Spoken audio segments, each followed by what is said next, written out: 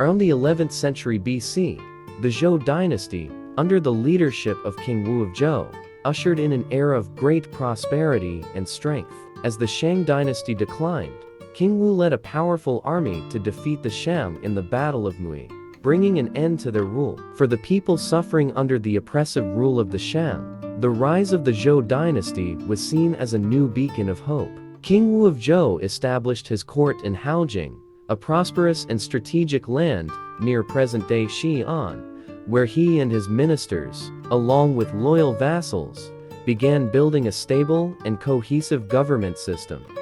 The Western Zhou period was initially a golden age, during which the power of the Zhou kings extended across vast territories. The Zhou feudal system distributed lands to the vassals for them to govern, but they were still required to show loyalty and pay tribute to the central court. These vassals were not only responsible for governing the lands, but also for protecting them, maintaining peace under the reign of King Zhou. This system fostered harmony between the Zhou king and the vassals, helping to consolidate the power of the court and sustain long-term stability. Famous vassals such as Duke Huan of Qi and Duke Wen of Jin contributed to this prosperity, making the Western Zhou period one of the most glorious times in Zhou history.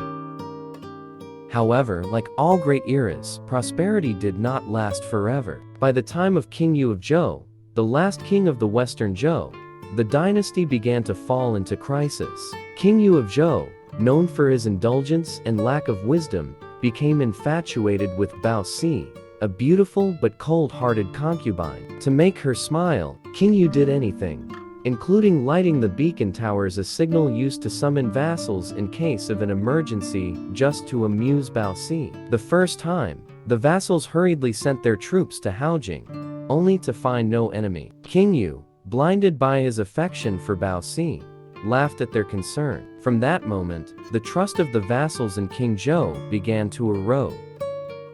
In 771 BC, a serious disaster occurred. The Quanrong tribe from the west decided to attack Haojing. When the situation became dire, King Yu once again lit the beacon towers to call for help, but this time, no vassals came. Disillusioned with the court, the vassals no longer believed in the Zhou dynasty and left King Yu to face the enemies alone. As a result, Haojing was destroyed, and King Yu was killed on the spot. What remained of the Zhou court was nothing but ruins, forcing those still loyal to the Zhou to flee from the devastated capital.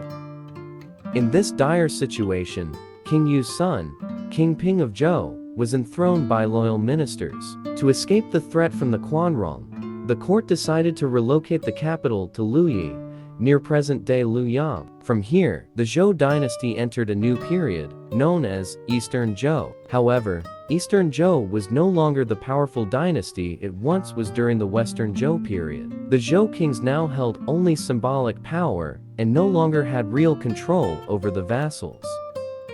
The Eastern Zhou period is divided into two main phases: Spring and Autumn 770 BC 476 BC, and Warring States 475 BC to 21 BC. During the Spring and Autumn period, the weakening of central power allowed small states to grow stronger. The vassals were constantly in conflict, vying for power and territory. Prominent figures like Duke Huan of Qi and Duke Wen of Jin rose not only as vassals, but also as true leaders, establishing alliances to control weaker states. The feudal system gradually loosened, and conflicts became more frequent, plunging the country into division. Meanwhile, the Zhou kings only retained a nominal role, unable to intervene in the complex political situation.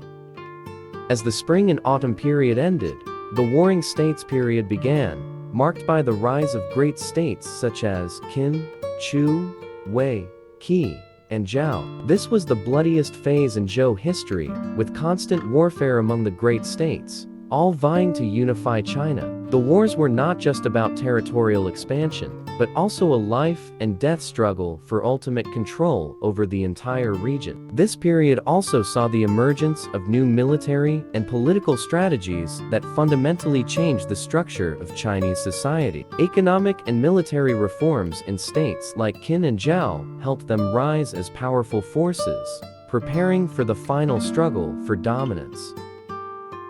Despite the bloodshed, the Eastern Zhou period was not only one of war and chaos, it was also a time of great intellectual and cultural blossoming. Great thinkers like Confucius, Mencius, Luoyi, and Sun Tzu emerged during this period, shaping the cultural values and political philosophy of China for centuries to come. Philosophies like Confucianism, Taoism, and legalism not only provided society with noble moral ideals, but also played a crucial role in establishing political regimes and managing society. Ultimately, in 256 BC, the Zhou dynasty officially ended when the state of Qin wiped out the last remnants of the dynasty. Qin Shi Huang, the first emperor of the Qin dynasty, unified China and inaugurated the Qin dynasty. Although the Zhou dynasty had lasted for over 800 years, the division between Western Zhou and Eastern Zhou marked a series of significant historical events, from prosperity to decline, paving the way for a new era in China, the era of unification under the Qin dynasty.